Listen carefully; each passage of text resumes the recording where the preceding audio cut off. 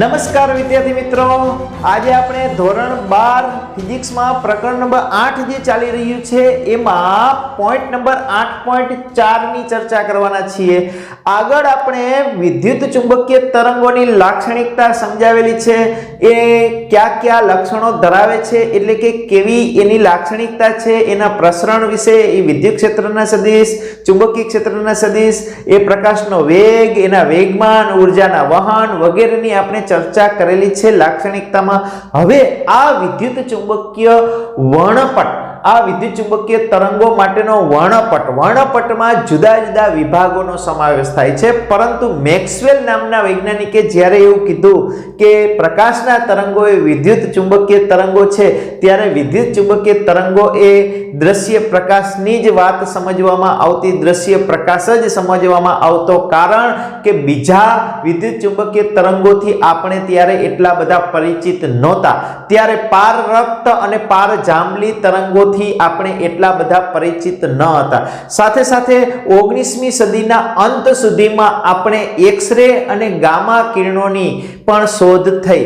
ત્યારબાદ આપણે આ જે વિદ્યુત ચુંબકીય વર્ણપટ છે એમાં વિભાગોની સંખ્યા વધતી ગઈ, પરંતુ આ જે વિભાગો જે છે એ આવૃત્તિ અને તરંગના લંબાઈ એની જુદી જુદી છે, પરંતુ એના આધારે એનું વિતરણ નથી કર્યું, એના ભાગ જે છે એ આવૃત્તિના આધારે પાડેલા નથી, કે એમાં કોઈ વચ્ચે કોઈ ચોક્કસ આવૃત્તિ સીમા બિંદુ પર કોઈ ચોક્કસ બોર્ડર નહીં હોય, આવૃત્તિની કોઈ ચોક્કસ બોર્ડર કે તરંગ લંબાઈની કોઈ ચોક્કસ બોર્ડર નથી, બરાબર સમજો।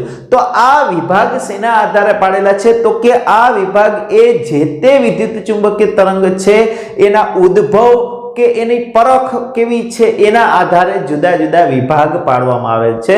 એનો ઉદ્ભવ કરવાની મેથડ, ઉત્પન્ન કરવાની મેથડ અને એનો પરખ કરવાની મેથડ જે છે એ બધાની અલગ અલગ છે, એના આધારે એના ભાગ પાડવામાં આવેલા છે, એનું કોઈ ચોક્કસ સીમા બિંદુ હોતું નથી। તો આપણે આ વિદ્યુત ચુંબકીય વર્ણપટમાં કુલ 7 વિભાગ છે, આ 7 વિભાગની આપણે વિગતવાર સમજૂતી આપતા જશું। એના ઉદ્ભવ એટલે કે ઉત્પાદન, એની પરખ, એની તરંગ લંબાઈ અને આવૃત્તિની સાથે સાથે ચર્ચા કરશું અને એના ઉપયોગની પણ ચર્ચા કરીશું। સાથે 7 વિભાગને આપણે સમજાવતા જશું। ત્યારબાદ એનો ક્રમ પણ તમારે યાદ રાખવાનો છે, અહીંથી તમારે ક્રમ યાદ રાખવાનો છે, RMIVUXG, RMI virgin under XG, એવી રીતે ક્રમ યાદ રાખવાનો છે। આ દિશામાં તમે જાશો તો તરંગ લંબાઈ જે છે એ ઘટતી જશે। સૌથી વધુ તરંગ લંબાઈ છે એ રેડિયો તરંગની છે અને સૌથી ઓછી તરંગ લંબાઈ છે એ ગામા વિકિરણની છે। તો સૌથી વધુ તરંગ લંબાઈ છે તો આવૃત્તિ એની વ્યસ્ત હશે, એટલે કે સૌથી ઓછી આવૃત્તિ કોની હશે, રેડિયો તરંગની, અને સૌથી ઊંચી આવૃત્તિ કોણ ધરાવતું હશે, ગામા વિકિરણ, બરાબર છે। તો આ વિભાગ જે છે એ બરાબર સમજવાના છે, આ ક્રમ પણ સાથે સાથે યાદ રાખવાનો છે, જેનાથી તમે એક મુદ્દો તો આરામથી લખી શકો, બરાબર છે। તો રેડિયો તરંગો, માઇક્રોવેવ, એમ એટલે માઇક્રોવેવ, આઈ એટલે ઇન્ફ્રારેડ, દ્રશ્ય પ્રકાશ, પારજાંબલી, એક્સ-રે અને ગામા કિરણ। પેલા રેડિયો વેવ છે, રેડિયો વેવ જે છે એનાથી નાની તરંગ લંબાઈ વાળા જે છે તરંગો છે એ માઇક્રોવેવ છે। એ બેમાં ઉદ્ભવ સ્થાનનો થોડો ડિફરન્સ છે, એટલે રેડિયો વેવ અને માઇક્રોવેવ બે ભાગ પડ્યા છે। ત્યારબાદ આપણે પારરક્ત અને પારજાંબલી, દ્રશ્ય પ્રકાશની બંને બાજુ છે। દ્રશ્ય પ્રકાશ જે છે એમાં તમને ખબર છે જાની વાલી પીનારા હોય છે, આ રીતે જાની વાલી પીનારા, આ આખો વિભાગ જે છે એ દ્રશ્ય વિભાગનો છે। તો જાંબલી કરતા ઓછી તરંગ લંબાઈ એટલે કે ઊંચી આવૃત્તિ, જેને અલ્ટ્રા વાયોલેટ પારજાંબલી કહે છે, જાંબલીની બાજુમાં પારજાંબલી હોય છે, રક્ત એટલે કે રાતાની બાજુમાં પારરક્ત હોય છે। તો ઇન્ફ્રારેડ દ્રશ્ય પ્રકાશની એક બાજુ શું હશે, ઇન્ફ્રારેડ, અને દ્રશ્ય પ્રકાશની બીજી બાજુ શું હશે, પારજાંબલી, બરાબર। આ બંનેની ભેદ રેખા જે છે એ દ્રશ્ય પ્રકાશમાં ભળી જતી હોય છે। દ્રશ્ય પ્રકાશ જે છે એ પારરક્ત એટલે રેડ પ્રકાશની નજીક શું છે, ઇન્ફ્રારેડ, વાયોલેટની નજીક શું છે, અલ્ટ્રાવાયોલેટ। આ રીતે યાદ રાખશો તો એકદમ સરળ પડી જશે। ત્યારબાદ અલ્ટ્રાવાયોલેટ પછી શું છે, એક્સ-રે, અને એના પછી ગામા રે। હવે દરેકની વાત કરતા જઈએ સ્ટેપ બાય સ્ટેપ। તો તો રેડિયો તરંગો એ કેના દ્વારા ઉત્પન્ન થાય છે? તો કે વાહક તાર હોય એ વાહક તારમાં વિદ્યુત ભારને દોલિત કરવામાં આવે છે. વિદ્યુત ભારનું જ્યારે દોલન થાય છે ત્યારે વિદ્યુત ભાર દોલિત વિદ્યુત ભાર શું ઉત્પન્ન કરે? વિદ્યુત ક્ષેત્ર, એટલે કે વિદ્યુત ક્ષેત્રમાં ફેરફાર થાય છે. વિદ્યુત ક્ષેત્રનો ફેરફાર શું ઉત્પન્ન કરે? ચુંબકીય ક્ષેત્ર. ફરી પાછું ચુંબકીય ક્ષેત્રનો ફેરફાર વિદ્યુત ક્ષેત્ર ઉત્પન્ન કરે. એમ વિદ્યુત ભાર જ્યારે પ્રવેગિત થાય છે ત્યારે આવા વિદ્યુત ક્ષેત્ર અને ચુંબકીય ક્ષેત્ર ઉત્પન્ન થાય છે, જે વિદ્યુત ચુંબકીય તરંગ સ્વરૂપે ઉત્પન્ન થાય છે, જેને આપણે રેડિયો તરંગો કહીએ છીએ. વાહક તારમાં વિદ્યુત ભારને પ્રવેગિત કરવાથી અને એને રિસીવ કરવાનું કામ કોણ કરે છે? રિસીવર એરિયા, એટલે કે પરખ કરવાનું કામ રિસીવર એરિયલ કરે છે. એની તરંગ લંબાઈ જે છે 0.1 મીટર થી પણ મોટી હોય છે. કેટલી હોય છે? 0.1 મીટર થી મોટી હોય છે. આવૃત્તિ 500 કિલોહર્ટ્ઝ થી 1000 મેગાહર્ટ્ઝ સુધીની છે. ઓછી આવૃત્તિ છે એમ કહેવાનું, બરાબર. તરંગ લંબાઈ સૌથી મોટી હોય છે. રેડિયો તરંગોની તરંગ લંબાઈ સૌથી મોટી હોય છે, આવૃત્તિ ઓછી. આ આવૃત્તિ પણ ઓછી ગણાય છે. 500 કિલોહર્ટ્ઝ થી 1000 મેગાહર્ટ્ઝ ની આવૃત્તિ પણ કેવી ગણાય છે? ઓછી ગણાય છે, બરાબર. સમજો. હવે AM બેન્ડ રેડિયો સ્ટેશનમાં AM બેન્ડ હોય, એમ્પ્લિટ્યુડ મોડ્યુલેશન, પછી શોર્ટ વેવ બેન્ડ હોય SW, પછી MW હોય, બરાબર. મીડિયમ વેવ બેન્ડ હોય. તો AM એટલે એમ્પ્લિટ્યુડ મોડ્યુલેશન બેન્ડ જે છે એમાં કઈ આવૃત્તિનો સમાવેશ થાય છે? તો કે 530 કિલોહર્ટ્ઝ થી. આવું બધું MCQ માટે યાદ રાખવાનું છે, બરાબર છે ખાસ. તો AM માં શેનો સમાવેશ થાય? 530 કિલોહર્ટ્ઝ થી 1710 કિલોહર્ટ્ઝ સુધીની આવૃત્તિનો સમાવેશ થાય છે. SW એટલે કે શોર્ટ વેવ બેન્ડની અંદર 54 મેગાહર્ટ્ઝ નો સમાવેશ શોર્ટ વેવ બેન્ડમાં થાય છે. ટીવીમાં ખાસ યાદ રાખવાનું છે MCQ માટે 54 થી યાદ રાખવાનું 54 મેગાહર્ટ્ઝ થી 890 મેગાહર્ટ્ઝ ટીવી ચેનલ. બધી ચેનલને અલગ અલગ આવૃત્તિ આપેલી હોય છે, બરાબર. પણ ટીવી આમાંથી અલગ અલગ બધાને આપેલી હોય છે. આ 54 મેગાહર્ટ્ઝ થી 890 મેગાહર્ટ્ઝ માં બધી ચેનલો આવી જાય, બરાબર છે.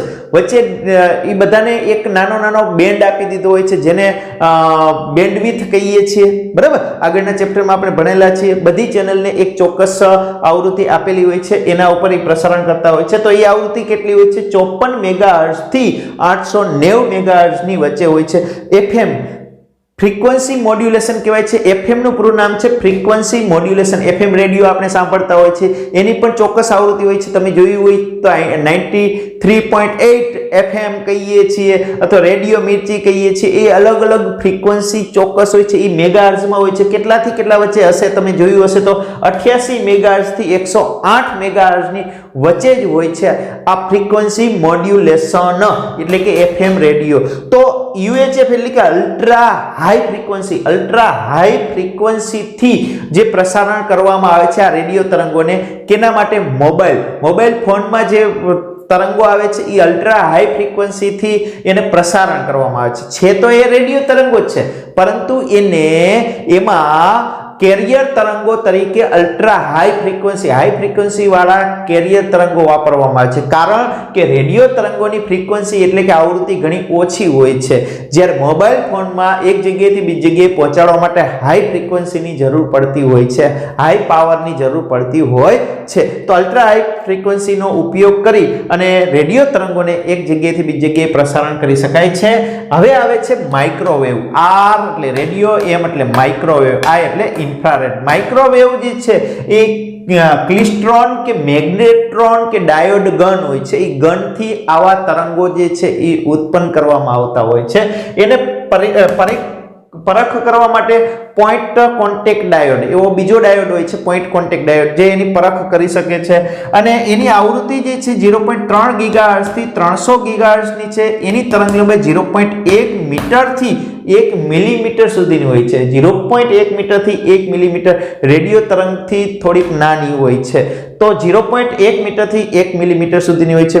આનો માઇક્રોવેવનો ઉપયોગ કહીએ તો એરોપ્લેનની દિશા નિયંત્રણ કરવા માટેના જે રડાર હોય છે એ રડારની અંદર આવા માઇક્રોવેવ તરંગોનો ઉપયોગ થાય છે સિક્યુરિટી પર્પઝ માટે, બરાબર.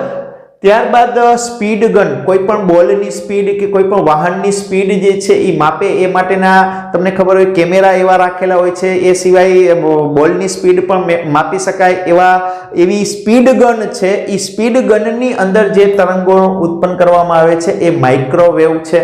એ માઇક્રોવેવ, એ સિવાય માઇક્રોવેવ ઓવન ખોરાક રાંધવા માટેનું એક સાધન છે જેની અંદર પાણી ધરાવતો પદાર્થ હોય, પ્રવાહી ધરાવતો પદાર્થ હોય એને ગરમ રાખે છે. પાણીના અણુઓ જે છે એ આ માઇક્રોવેવની આવૃત્તિ એવી છે કે પાણીના અણુઓને દોલનની આવૃત્તિ અને માઇક્રોવેવની આવૃત્તિ મેચ થાય છે.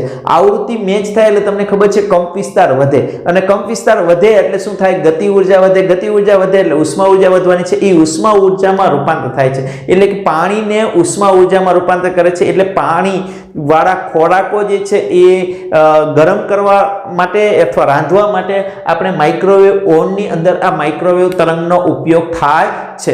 ત્યારબાદ ત્રીજો વિભાગ છે પારરક્ત ઇન્ફ્રારેડ, જે દ્રશ્ય પ્રકાશમાં જાનીવાલી પીનારાની નજીક છે. ઇન્ફ્રારેડ, રેડની નજીક ઇન્ફ્રારેડ છે, જે ગરમ પદાર્થો અને ગરમ અણુઓ દ્વારા ઉત્પન્ન થાય છે. ઇન્ફ્રારેડ તરંગો જે છે એ રાત્રિના સમયમાં પણ હોય જ છે.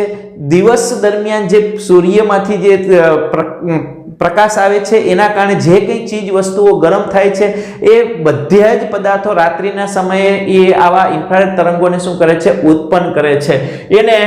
એને સેન્સર તરીકે ફોટોગ્રાફિક ફિલ્મ હોય છે, એના સેન્સર તરીકે એટલે કે એની પરખ તરીકે વાપરવામાં આવે છે. એની તરંગ લંબાઈ, ઇન્ફ્રારેડ તરંગોની તરંગ લંબાઈ 1 મિલીમીટરથી 700 નેનોમીટર, 700 નેનોમીટરની થી મોટી, 700 નેનોમીટરથી મોટી. એટલે કે ઇન્ફ્રારેડની તરંગ લંબાઈ પારજાંબલી કરતા તરંગ લંબાઈ મોટી છે, પારજાંબલીની તરંગ લંબાઈ નાની છે. બરાબર છે? તો 1 મિલીમીટરથી 700 નેનોમીટરની હોય છે. આને હીટ વેવ્સ કહેવાય છે. ઇન્ફ્રારેડ તરંગોને હીટ વેવ્સ પણ કહેવાય છે, ઉષ્મીય કિરણો કહેવાય છે. ઉષ્મા કિરણો એટલા માટે કે આપણે પૃથ્વીની આસપાસની ગ્રીનહાઉસ અસરના કારણે પૃથ્વીનું તાપમાન જાળવી રાખે છે. દિવસ દરમિયાન સૂર્યમાંથી આવતા પ્રકાશ છે એના તરંગો એટલે કે એની ઉષ્માનું પૃથ્વીને સપાટી પરના દરેક પદાર્થો શું કરે છે? એ ઉષ્માનું શોષણ કરે છે. અને રાત્રિ દરમિયાન આ ઉષ્મીય વિકિરણોનું, ઇન્ફ્રારેડનું શું કરે છે? ઉત્સર્જન કરે છે, જેના કારણે રાત્રિનું તાપમાન જે છે એ પૃથ્વીનું જળવાઈ રહે. જો આ ઇન્ફ્રારેડ તરંગો ન હોત તો રાત્રિનું તાપમાન, ગ્રીનહાઉસ અસર ન હોત તો આ રાત્રિનું તાપમાન કેટલું હોત? તો કે માઇનસમાં જતું રહે. દિવસનું તાપમાન ઘણું બધું હોત ને રાત્રિનું સીધું માઇનસમાં જતું રહે તો માનવ કે કોઈ પણ જીવ જે છે એ સૃષ્ટિ અસ્તિત્વમાં એવી હોત નહીં. તો આ જે પૃથ્વીની આસપાસનું વાતાવરણ, ગ્રીનહાઉસ અસર જે છે એ જાળવવા માટે પણ આ ઇન્ફ્રારેડ તરંગો જે છે એ ઉપયોગી થાય છે, એ વાતાવરણને જાળવી રાખે છે. એ સિવાય શારીરિક ઉપચાર કરવા માટે અમુક બલ્બ, ઇન્ફ્રારેડ બલ્બ જે છે એનો ઉપયોગ શારીરિક ઉપચારમાં થાય છે. બરાબર?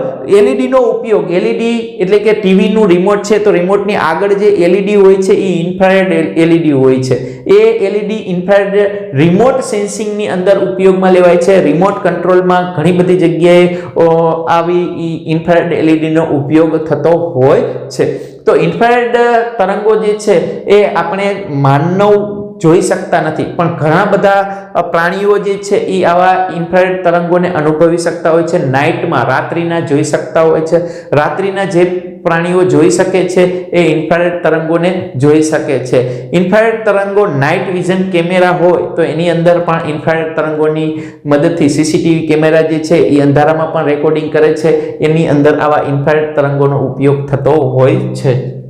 હવે વાત કરીએ દ્રશ્ય પ્રકાશ. દ્રશ્ય પ્રકાશ તમને ખબર જ છે ભાઈ, સૂર્યમાંથી આવે છે. એ સિવાય દ્રશ્ય પ્રકાશ જે છે એ ઇલેક્ટ્રોનની, કોઈ પણ પદાર્થ જે છે રંગબેરંગી દેખાય છે એમાં ઇલેક્ટ્રોનની જે સંક્રાંતિ થાય છે એ સંક્રાંતિના કારણે એક ચોક્કસ તરંગ લંબાઈ ઉત્પન્ન થાય છે. એ તરંગ લંબાઈ જે છે દ્રશ્ય પ્રકાશની તરંગ લંબાઈ હોવાના કારણે એ આપણે જોઈ શકીએ છીએ. ત્યારબાદ બલ્બની અંદર પણ આપણે બલ્બમાંથી પણ આ જે પ્રકાશ ઉત્પન્ન કરીએ છીએ, બલ્બમાંથી પ્રકાશ ઉત્પન્ન થાય છે. તો એના ઉદ્ભવ સ્થાનથી આ પરખ માટે આંખ, એ સિવાય ફોટો સેલ પણ એની પરખ માટે ઉપયોગમાં લેવાય છે. આપણે ઉદ્ભવ સ્થાન, પરખ, તરંગ લંબાઈ અને ઉપયોગ એ રીતે સ્ટેપ બાય સ્ટેપ કહેતા જાય છે. તો તરંગલંબાઈની વાત કરીએ તો 700 નેનોમીટર થી 400 નેનોમીટર, આપણે ઓછાથી વધુથી ઓછા તરફ જઈએ છીએ 700 નેનોમીટર થી 400 નેનોમીટર, આ વધુ તરંગલંબાઈથી આપણે ઓછી તરંગલંબાઈ તરફ જતા હોય છે, એટલે ખાસ એ પ્રમાણે યાદ રાખજો. તો 700 નેનોમીટર થી 400 નેનોમીટર છે, બરાબર. દ્રશ્ય પ્રકાશનો ઉપયોગ કોઈ પણ વસ્તુ જે છે એને જોવા માટે, એટલે કે એના ઉપર પ્રકાશ આપાત થાય છે, એના ઉપરથી પરાવર્તન પામે છે અને આપણે એ વસ્તુઓને જોઈ શકીએ છીએ. હવે આવે છે પારજાંબલી. પારજાંબલી છે એ જાનીવાલી પીનારામાં જાની નજીક, એટલે કે અલ્ટ્રાવાયોલેટ. અલ્ટ્રાવાયોલેટ એટલે શું? તો કે પારજાંબલી જે શું છે ચોક્કસ પ્રકારના લેમ્પમાંથી ઉત્પન્ન કરી શકાય છે, એ સિવાય વધારે ગરમ પદાર્થો હોય એમાંથી ઉત્પન્ન થાય છે. સૂર્યમાંથી આવતા અલ્ટ્રાવાયોલેટ કિરણો છે એ પૃથ્વીની સપાટીથી 40 થી 50 કિલોમીટર ઊંચાઈ એક ઓઝોન સ્તર આવેલું છે. આ ઓઝોન સ્તરમાં આવા અલ્ટ્રાવાયોલેટ કિરણોનું શું થઈ જાય છે? શોષણ થઈ જાય છે. જો એ ઓઝોન સ્તર ન હોત તો પૃથ્વીનું તાપમાન જે છે એ ખૂબ જ વધી જાત, બરાબર છે. અને એ પ્રાણી સૃષ્ટિને પણ શું કરતા એ જે છે એ નુકસાન કરત. તો અહીંયા પરખ માટે ફોટોસેલ વપરાય છે. હવે આપણે નુકસાન કઈ રીતે કરે છે? તો કે ચામડી જે છે એ ચામડી ઉપર એ અલ્ટ્રાવાયોલેટ કિરણો ઉત્પન્ન થવાથી ચામડીમાં મેલેનિન નામનું દ્રવ્ય ઉત્પન્ન કરે છે, જે ચામડીને કાળી પાડે છે. મેલેનિન ઉત્પન્ન કરે છે, એ ચામડીને શું કરે છે? કાળી પાડે છે. એ સિવાય વેલ્ડિંગ કરનાર વ્યક્તિ છે, લોખંડનું વેલ્ડિંગ કરતો હોય તો વેલ્ડિંગ કરે છે ત્યારે પણ આવા અલ્ટ્રાવાયોલેટ કિરણો ઉત્પન્ન થતા હોય છે, પરંતુ એની સામે રક્ષણ મેળવવા માટે થઈને એ ગોગલ્સ પહેરી રાખે છે, અથવા તો એવી કાચની બારી હોય છે જે અલ્ટ્રાવાયોલેટ કિરણો જે છે એ કાચમાંથી પસાર થવા નથી દેતા, જેના કારણે એની આંખોને રક્ષણ મળે છે. ત્યારબાદ વાત કરીએ અલ્ટ્રાવાયોલેટ કિરણોનો ઉપયોગ, તો કે આંખની સર્જરી, નંબર ઉતારવા માટેની લેસિક સર્જરી. યાદ રાખવાનું છે, લેસિક સર્જરીમાં પણ આ અલ્ટ્રાવાયોલેટ, લેસિક સર્જરીમાં યુવી અલ્ટ્રાવાયોલેટ કિરણોનો ઉપયોગ થાય છે. અને વોટર પ્યુરિફાયરમાં પણ અલ્ટ્રાવાયોલેટ કિરણોનો ઉપયોગ થાય છે. વોટર પ્યુરિફાયર ની અંદર એવા લેમ્પ હોય છે જે અલ્ટ્રાવાયોલેટ લાઇટથી આકર્ષાતા હોય છે, એટ્રેક્ટ થતા હોય છે. એટલે પાણીની અંદર જે અમુક પ્રકારના વાયરસ હોય છે એ આ અલ્ટ્રાવાયોલેટ લેમ્પથી આકર્ષાય અને વેસ્ટ પાણીમાં જતા રહેતા હોય છે.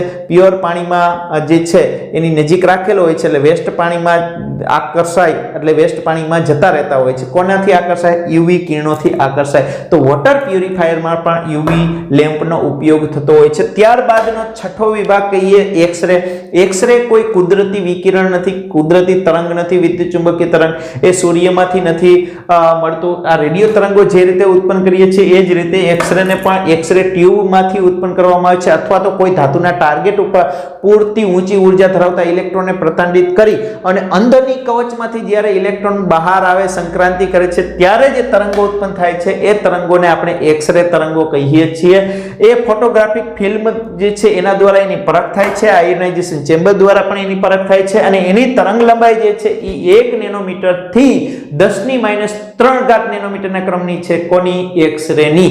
1 નેનોમીટર થી 10⁻³ નેનોમીટર, 10 નેનોમીટર થી 10⁻⁴ નેનોમીટર પણ ટેક્સ્ટ બુકમાં અમુક જગ્યાએ લખેલું છે. તો એક્સરેનો ઉપયોગ મેડિકલ ક્ષેત્રમાં તમને ખબર છે, હાડકાં હોય તો હાડકાનું ફ્રેક્ચર જે છે એ ફ્રેક્ચર થયેલું છે કે એ નથી, એ હાડકામાં તિરાડ હોય તો તિરાડ જાણવા માટે, એ સિવાય ઘણા બધા ક્રિસ્ટલોગ્રાફીની અંદર, એટલે કે ક્રિસ્ટલ સાયન્સની અંદર પણ એક્સરેનો ઉપયોગ થાય છે. એના નિરીક્ષણ માટે, પરીક્ષણ માટે પણ ઉપયોગ થાય છે. એ સિવાય આ એક્સરેનો ઉપયોગ વધુ પડતો શરીર માટે જે ઉપયોગ કરવામાં આવે તો એ આપણા શરીરના જે કોષો જે છે એ કોષોને નાશ કરે છે, એટલે એનો વધુ પડતો બિનજરૂરી ઉપયોગ જે છે એ ટાળવો જોઈએ. હવે વાત કરીએ ગામા કિરણો. ગામા કિરણો જે છે એ ન્યુક્લિયર પ્રક્રિયામાં, ન્યુક્લિયસનો જ્યારે રેડિયો એક્ટિવ ક્ષય થાય છે ત્યારે આવા ગામા કિરણો ઉત્પન્ન થતા હોય છે. રેડિયો એક્ટિવ મટીરિયલ હોય છે યુરેનિયમ, કે એમાંથી તમને ખબર હોય તો આલ્ફા, બીટા, ગામા એમ કહીએ છીએ. તો આલ્ફા અને બીટા એ બે કણ છે. જ્યારે ગામા વિકિરણ ઉત્પન્ન થાય છે, એ ગામા વિકિરણ એટલે જ આ સૌથી ઊંચી આવૃત્તિ અને સૌથી ઓછી તરંગ લંબાઈ ધરાવતા કિરણો એટલે ગામા કિરણો. સૌથી ઊંચી આવૃત્તિ ધરાવે છે અને સૌથી ઓછી તરંગ લંબાઈ ધરાવે છે. એની તરંગ લંબાઈ છે 10⁻³ નેનોમીટર કરતા પણ નાની હોય છે, એટલે કે 10⁻10 મીટરથી નાની હોય છે, અને સૌથી ઊંચી આવૃત્તિ ધરાવતા ગામા વિકિરણો છે. ગામા વિકિરણોનો ઉપયોગ પણ અમુક કેન્સરની બીમારી જે છે એને દૂર કરવા માટે થતો હોય છે. તો અહીંયા આપણે વિદ્યુત ચુંબકીય વર્ણપટની સરસ મજાની વાત કરી, સાથે 7 વિભાગ જે છે એની ચર્ચા કરી. આ ક્રમ તમારે યાદ રાખવાનો છે. RMIVUXG એટલે કે અહીંયા રેડિયોથી ગામા તરફ જઈએ તો તરંગ લંબાઈ ઘટે છે, પરંતુ આવૃત્તિ વધે છે. કેમ કે તરંગ લંબાઈ અને આવૃત્તિ એકબીજાના વ્યસ્ત હોય છે. કેમ કે V λF, તો F V λ, બરાબર. એ જ રીતે λ V/F. તો અહીંયા આ તમારે MCQ માટે આમાં ઘણા બધા પોઈન્ટ એવા છે કે જેમાંથી MCQ બની શકે છે. એ માટે તમારે વ્યવસ્થિત યાદ રાખવાનો પ્રયત્ન કરવાનો, બરાબર. તો આજે આપણે આટલું રાખીએ. નેક્સ્ટ ટોપિક લઈને ફરી પાછા મળીશું. થેન્ક યુ વિદ્યાર્થી મિત્રો.